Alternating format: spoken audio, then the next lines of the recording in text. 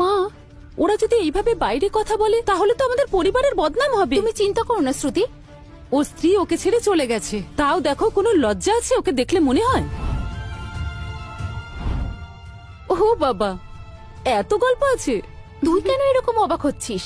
তোর সাথে তো এরকমটাই হওয়ার ছিল। সবকিছু ঠিকঠাকই চলছিল, কিন্তু তুমি আসার পরেই এত সমস্যা হচ্ছে। ছি, ভালো একটা অনুষ্ঠান নষ্ট করে দিল একেবারে। এর জন্য কি আমি দায়ী মা? তুমি ছাড়া আর কে? ঠিক আছে, আমি সব ক্ষমা করে দিচ্ছি, কিন্তু যেভাবে এখানে বলছো সেভাবে ওদের কাছে গিয়ে বলে যদি আমার নাতি নাতনিদের কিছু হয় তাহলে আমি তোমাকে ছেড়ে দেব না। মা, আমার ছেলেরা তো তোমারও নাতি, তাই না? ওরা আমার নাতি নাতনি, ভিখারিদের মতো দেখতে। এসব কি বলছো?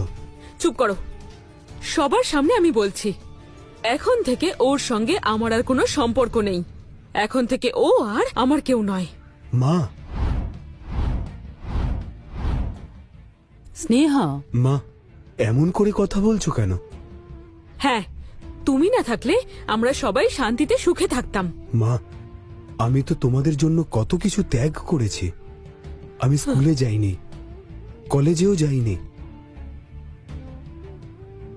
প্রিয়া এবং মেঘনার জন্য কত কষ্ট করেছি, আর তার উপর তোমরা এমন একজনের সাথে আমার বিয়ে দিলে যাকে আমি পছন্দ করতাম না। কিন্তু তোমরা...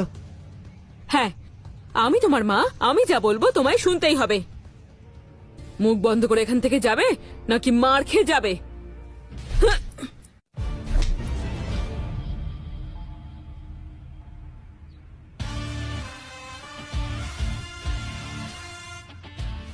কতটা সাহস হলে তোমরা আমার বাবার গায়ে হাত দিতে পারো? বাবা, কিছুই হয়নি। তোমরা তিনজন শেষমেশ এসে পৌঁছলে। তোমার কিছু হয়নি তো? না, আমার কিছু হয়নি। কিছু হয়নি তো তোমার চোখ লাল কেন? সত্যি আমার কিছু হয়নি। বাবারা, ইনি তোমাদের দাদু।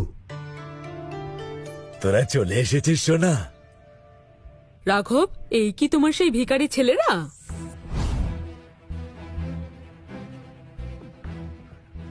আপনি কে? কি? আমি তোমাদের দিদা। দিদা? আমি তো জানতাম ঠাকুমা। আমি যা বলেছি তাই ঠিক। এরা সবাই এক একটা অকেজো। মুখ সামলে কথা বলুন। দিদা বলে কিন্তু ছেড়ে দেব না, সম্মান নষ্ট হয়ে যাবে। বয়স্কদের সঙ্গে এইভাবে কথা বলছো? কোনো শিক্ষা দীক্ষা নেই? আমাদের দিদার সাথে এইভাবে কথা বলছিস? বেশি চেঁচামেচি করলে কি তোরা বড় হয়ে যাবে?